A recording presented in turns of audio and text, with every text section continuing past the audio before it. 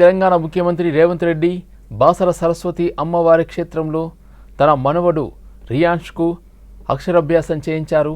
ముఖ్యమంత్రి ఈరోజు బాసరలో పర్యటించి ఆలయ అభివృద్ధి పనుల కోసం భూమి పూజ చేశారు. కుటుంబంతో సహా ముఖ్యమంత్రి అమ్మవారిని దర్శించుకున్నారు. వేద పండితులు వారికి పూర్ణ కుంభంతో స్వాగతం పలికారు.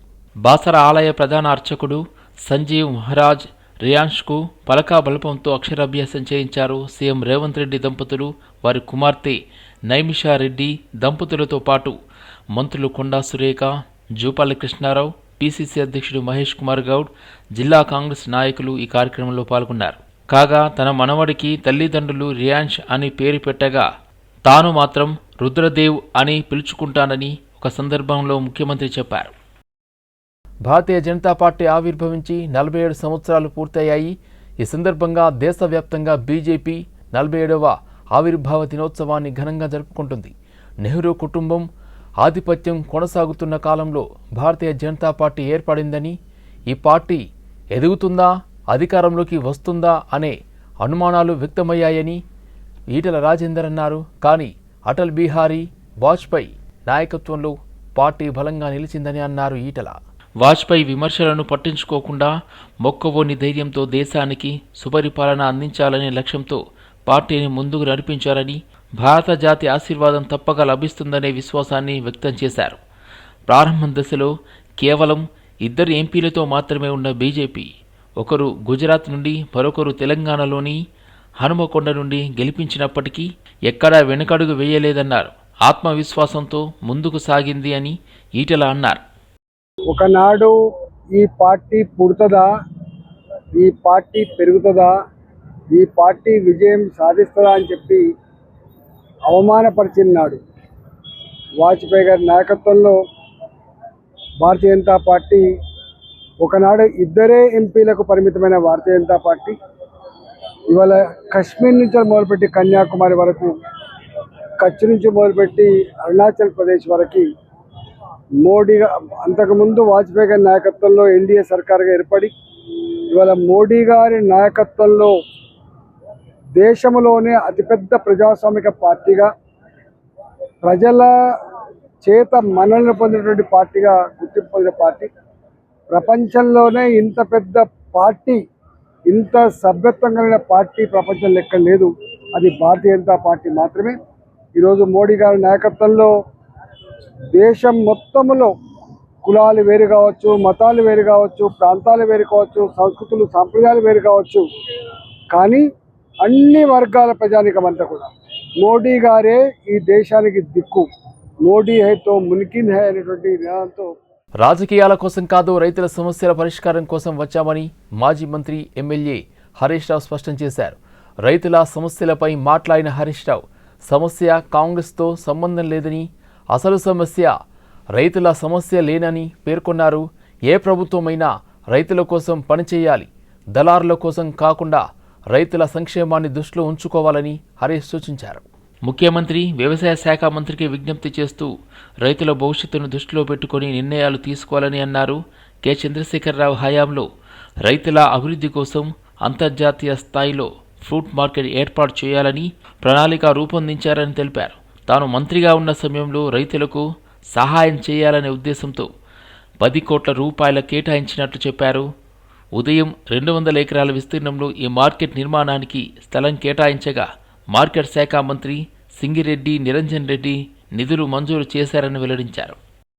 అందువల్ల రైతు సోదరుల పక్షాన రైతుల కోసం మేము ఇక్కడికి వచ్చాం.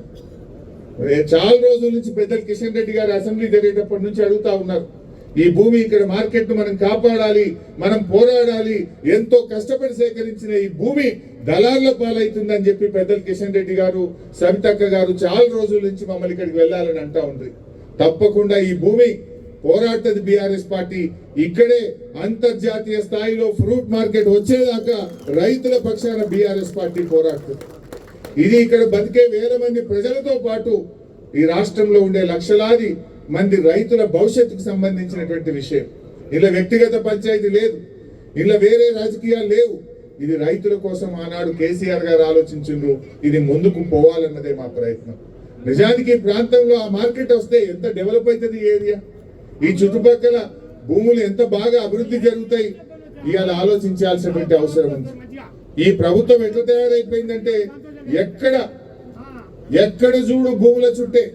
ఇగో ఈ పక్కనే మరి రామదాస్ పల్లిలో సర్వే నంబర్ 41లో 1200 ఎకరాలు ఇప్పుడు ప్రాహిబిషన్ కింద పెట్టారు. హైదరాబాద్ ఉప్పల్ బగాయత్ ప్రాంతంలో నిర్మాణం మధ్యలో నిలిచిపోయిన గంగపుత్ర ఆత్మగౌరవ భవనాన్ని ఫిషరీస్ చైర్మన్ మెట్టు సాయి పరిశీలించారు. పూర్తి కాకుండా నిలిచిపోయిన ఈ భవనం పరిస్థితిని ప్రత్యక్షంగా పరిశీలించిన సాయి కుమార్ గంగపుత్ర సంఘాల ప్రతినిధులతో మాట్లాడారు. భవనం నిర్మాణం త్వరితగతిగా పూర్తి కావాల్సిన అవసరాన్ని వారు తెలియజేశారు.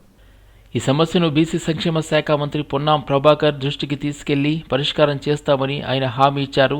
ఈ కార్యక్రమంలో గంగపుత్ర రాష్ట్ర స్థాయి వివిధ సంఘాల ముఖ్య నాయకులు గడప శ్రీహరి, చాట్ల సదానందం, మంగ్లీపల్లి శంకర్, మెట్టు ధన్రాజ్, గాలి సత్యనారాయణ, పూస నరసింహ తదితరులు పాల్గొన్నారు. గంగపుత్ర సమాజానికి ఉపయోగపడే ఈ ఆత్మగౌరవ భవనం త్వరలోనే పూర్తవుతుందనే ఆశాభావం వ్యక్తమవుతుంది.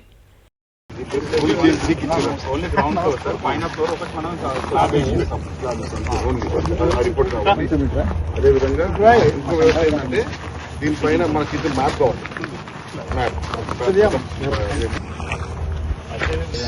ప్రొవిజన్ ఇచ్చారు.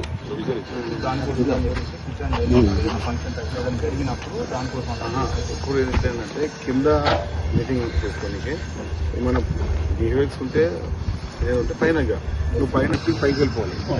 మనం పైన కిచెన్ అంటే జస్ట్ కింద మొత్తం మీటింగ్ హాల్స్. అది చాలా ఇంపార్టెంట్.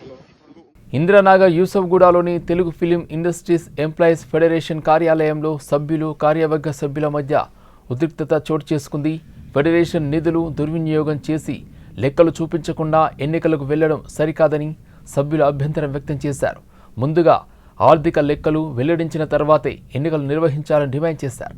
ఈ సందర్భంగా ఇరు వర్గాల మధ్య వాగ్వాదం, తోపులాట జరిగింది. పరిస్థితి ఉద్రిక్తంగా మారడంతో ఎన్నికల తేదీ నిర్ణయించకుండానే కార్యవర్గ సభ్యులు సమావేశం నుండి వెళ్లిపోయారు. ఇదిలా ఉండగా యూనియన్ నిధులు దుర్వినియోగం చేశారని శివాజీనగర్కు చెందిన సభ్యుడు సూర్ల రమేష్ ఇచ్చిన ఫిర్యాదు మేరకు అధ్యక్షుడు డి సీతారాం, కార్యదర్శి Mahboob Baig alias Kadeer Pasha, vice president P వెంకటేష్లపై బంజారాహిల్స్ పోలీస్ స్టేషన్లో కేసు నమోదు చేసి పోలీసులు దర్యాప్తు చేస్తున్నారు.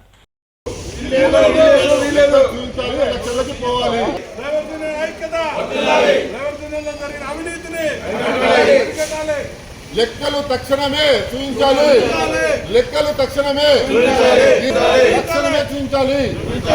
తదుపరి ఎలక్షన్లకు వెళ్ళాలి. మాది డ్రైవర్స్ యూనియన్ ఆఫీస్. మా డ్రైవర్స్ యూనియన్ ఆఫీస్లో మా ముగ్గురు లీడర్లు సీతారాం గారు ప్రెసిడెంట్ గారు కావచ్చు, సెక్రటరీ కదిరి భాషా గారు కావచ్చు, క్యాషియర్ నిమ్మకాయల వెంకటేష్ గారు కావచ్చు. వీళ్ళు 2 సంవత్సరాల నుంచి మా యూనియన్ ఆఫీస్కి లీడర్లుగా వహించడం జరుగుతున్న సంగతి అందరికీ తెలిసిందే. కానీ మా లీడర్లు ల్యాండ్ విషయమై అచ్చంపేటలో 44 ఎకరాలు కుంట తక్కువ కొనడం జరిగింది. మా సభ్యులు కొంతమంది నాతో సహా మా పెద్దలు అందరం కలిసి ఈ ల్యాండ్లో అవినీతి జరిగిందనేసి మేము సిసిఎస్ లో కావచ్చు, పోలీస్ స్టేషన్ లో కావచ్చు కంప్లైంట్ చేయడం జరిగింది. మా లీడర్ల ముగ్గురు మీద మాకు కొన్ని రూల్స్ ఉన్నాయన్న. ఆ రూల్ ప్రకారం పాటించకుండా ఇప్పుడున్న లీడర్లు ముగ్గురు ప్రతి నెల మీటింగ్ పెట్టకుండా మాకు ఏది అడిగినా సమాధానం చెప్పకుండా ఎవరు అడిగితే వాళ్ళని సస్పెండ్ చేయడం, భయభ్రాంతులకు గురి చేయడాలు చేస్తున్నారన్న. అలాగే ఈ మధ్య కొన్న ల్యాండ్ విషయంలో ఫ్రాడ్ జరిగిందని మేమంతా కొంతమంది పెద్దలు వెళ్ళి కంప్లైంట్ చేయడం జరిగింది. దాని మీద ఎఫ్ఐఆర్ బుక్ అయింది బంజారాహిల్స్ పిఎస్ లో. ఎట్ టైం సిసిఎస్ లో కూడా కేసు ఉందండి. అయితే ఈ ఎఫ్ఐఆర్ బుక్ అయింది. 70 లక్షలు ఫ్రాడ్ దొరికిందని చెప్పి ఎఫ్ఐఆర్ లో నమోదు చేయడం జరిగింది. దాని తరఫున పిఎస్ వాళ్ళు బ్యాంక్ అకౌంట్. హైదరాబాద్లోని అవంతి డిగ్రీ పీజీ కళాశాల ఆధ్వర్యంలో తరంగ్ 2K26 పేరుతో వార్షిక దినోత్సవ వేడుకలు ఘనంగా నిర్వహించబడ్డాయి. బర్కత్పుర, నారాయణగూడ, దిల్సుఖ్ నగర్ క్యాంపస్లకు చెందిన అవంతి గ్రూప్ ఆఫ్ ఇన్స్టిట్యూషన్స్ నిర్వహించిన ఈ కార్యక్రమం నాగోల్లోని కళ్యాణలక్ష్మి ఫంక్షన్ హాల్లో జరిగింది. ఈ వేడుకల్లో కళాశాల మేనేజ్మెంట్, సిబ్బంది, విద్యార్థులు పెద్ద సంఖ్యలో పాల్గొన్నారు. ఈ కార్యక్రమానికి ఉస్మానియా విశ్వవిద్యాలయం వైస్ ఛాన్సలర్ ప్రొఫెసర్ కుమార్ ములుగారం ముఖ్య అతిథిగా హాజరయ్యారు. టీజీసీహెచ్ఈ కార్యదర్శి ప్రొఫెసర్ శ్రీరామ్ వెంకటేష్ గౌరవ అతిథిగా విచ్చేశారు. మరి అవంతి కాలేజ్ అనేది కంబైన్డ్ స్టేట్లో 4th ఓల్డెస్ట్ కాలేజ్. మరి 35 years బ్యాక్ ఎస్టాబ్లిష్ చేయడం జరిగింది. అప్పుడు 9 మంది స్టూడెంట్స్ స్టార్ట్ చేసి ఈ రోజున 2 రాష్ట్రాలు మరి ఇక్కడ 10,000 అక్కడ 10,000 20,000 మంది ఉన్నారు, 20 కాలేజీలు. మరి ఇది ఎలా సాధ్యమైందంటే I believe in the team. మరి ఎంత మాకు గురువు గారితో సమానం ఆయన ప్రొఫెసర్ ఎం యాదవ్ రెడ్డి గారు, ఫ్రీడమ్ ఫైటర్ ఆయన. Is the first principal of Avanti degree college. మరి అప్పటి నుంచి మొదలుపెట్టి ఇప్పటి వరకు మరి ఎంతోమంది ప్రొఫెసర్స్, టీచర్లు, అలాగే విద్యార్థులు, తల్లిదండ్రులు వాళ్ళందరి సహకారంతో మరి ఇంత దిగ్విజయంగా 3.5 దశాబ్దాలు పూర్తి చేసుకుని చాలా సంతోషించే విషయం. తప్పనిసరిగా రాబోయే రోజుల్లో ఈ కళాశాలల్ని ఇప్పుడు ఆల్రెడీ ఇండియా టుడే రేటింగ్ ప్రకారం టాప్ 200లో ఉన్నాయి. మరి రాబోయే రోజుల్లో టాప్ 50లో తీసుకెళ్ళాలి. అలాగే దాంతోపాటు మరి మీ అందరి సహకారంతో దీన్ని యూనివర్సిటీ స్థాయికి కూడా తీసుకెళ్ళి నా లక్ష్యం ఒకటే, చదువుకుంటే చెప్పడం కాదు, ఇప్పుడు రాబోయే రోజుల్లో మనందరికీ కూడా చదువుతో పాటు ఉద్యోగోపాధి అవకాశాలు కూడా కల్పించాలి. ఇప్పుడు మన జనరల్గా మనందరం ఏమనుకుంటామంటే ఈ ప్రైవేట్ కాలేజెస్ అంటే ఏదో అన్ఎంప్లాయ్స్ తయారు చేసే కార్యక్రమం అనుకుంటాం. అలా కాకుండా ఎంప్లాయబుల్కి ఉండాలి అనేది వాళ్ళు మన ముఖ్యమంత్రి గారు, గౌరవ ముఖ్యమంత్రి రేవంత్ రెడ్డి గారు కూడా చెప్తున్నారు. స్కిల్ అనేది ఉండాలని, అలాగే వీసీ గారు కూడా చెప్తున్నారు, పెద్దలందరూ కూడా చెప్తున్నారు. కాబట్టి తప్పనిసరిగా విద్యార్థులకి రాబోయే రోజుల్లో ప్రపంచంతో పోటీ పడాలి.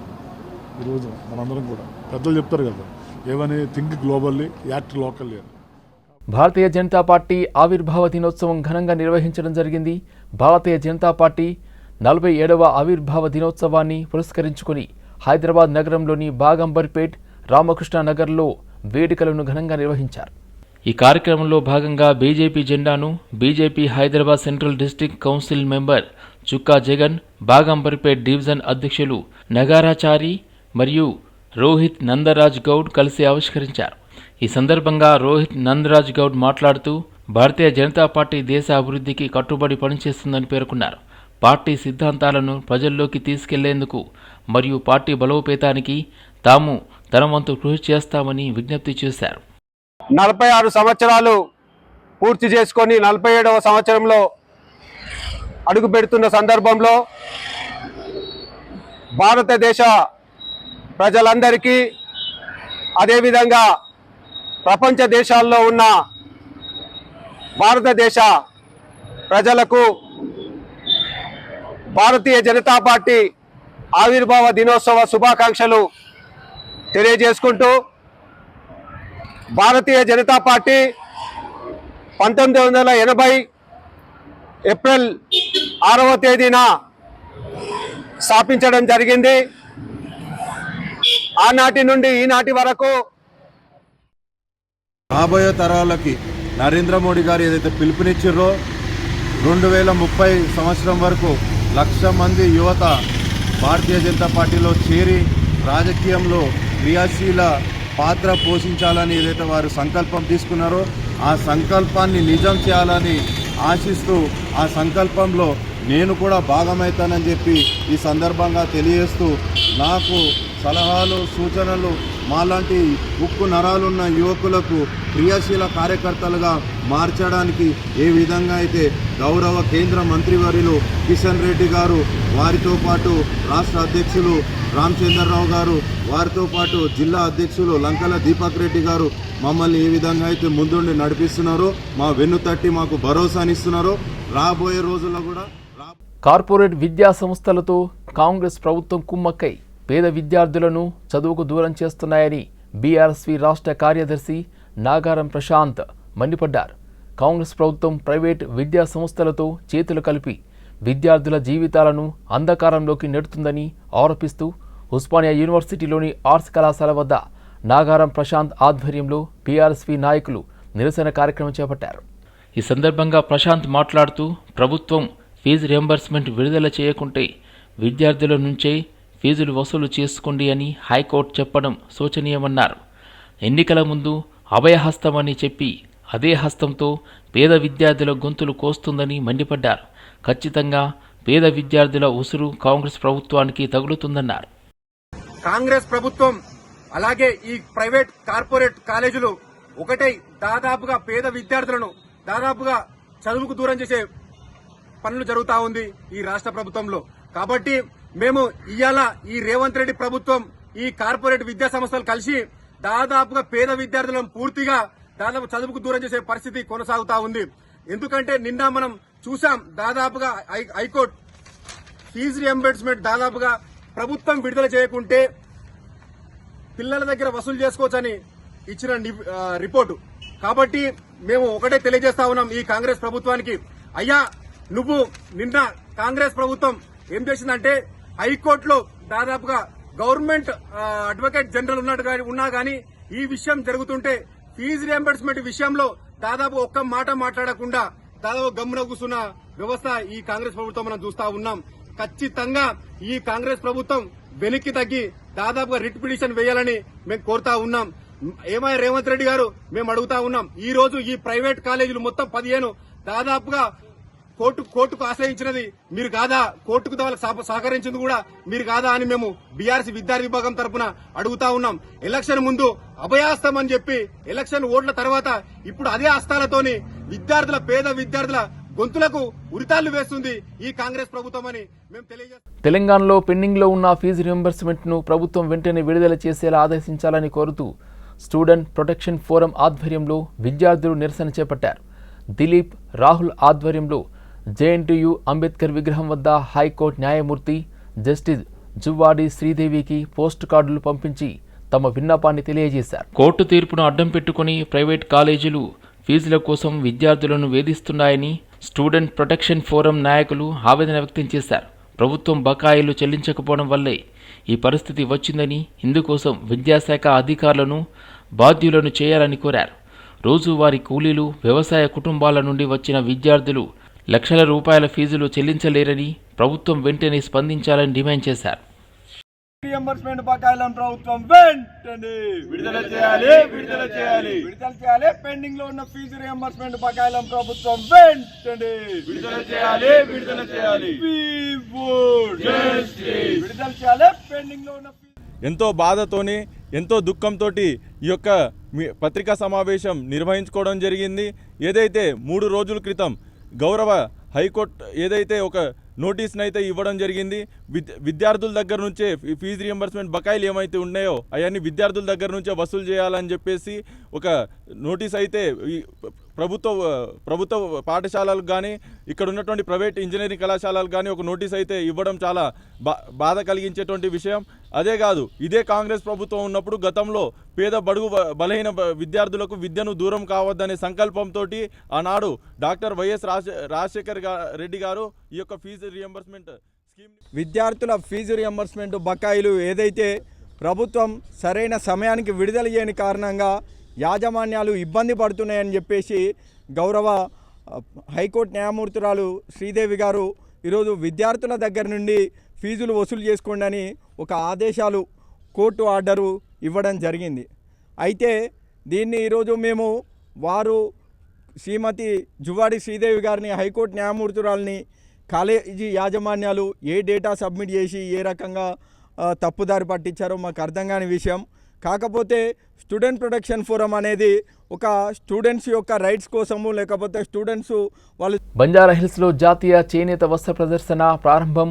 హైదరాబాద్ బంజారాహిల్స్లోని రోడ్ నెంబర్ 12లో ఏర్పాటు చేసిన జాతీయ చేనేత వస్త్ర ప్రదర్శన ఘనంగా ప్రారంభమైంది.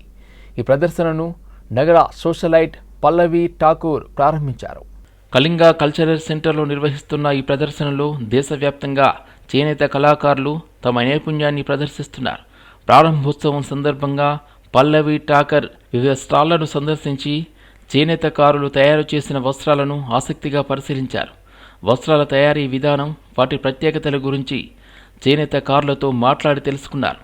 వారితో కలివిడిగా మమేకమయ్యారు. ప్రదర్శన నిర్వాహకుడు జయేష్ గుప్తా మాట్లాడుతూ ఈ ప్రదర్శన ఈ నెల 12వ తేదీ వరకు కొనసాగుతుందని తెలిపారు.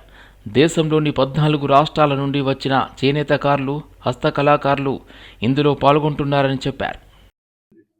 ఎక్స్క్లూజివ్ పీసెస్ చాలా ఉన్నాయండి. మీ స్టోర్కి వస్తే we will walk through the pieces and every piece has a story to tell.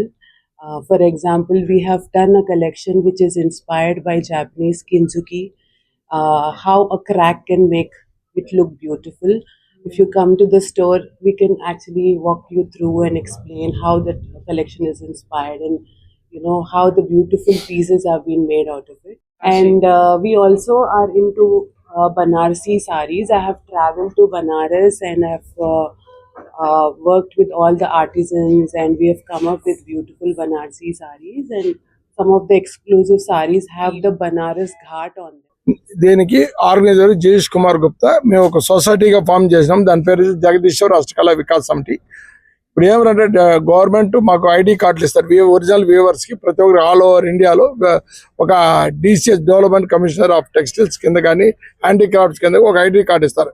ఈ ఐడి కార్డు పెట్టుకొని మేము అందరం కలిసి ఒక సొసైటీగా ఫామ్ చేసాం. గవర్నమెంట్ కూడా మాకు సంవత్సరానికి ఒక్కొక్క సొసైటీకి 2 సార్లు 3 సార్లు ఫండ్ ఇస్తుంది.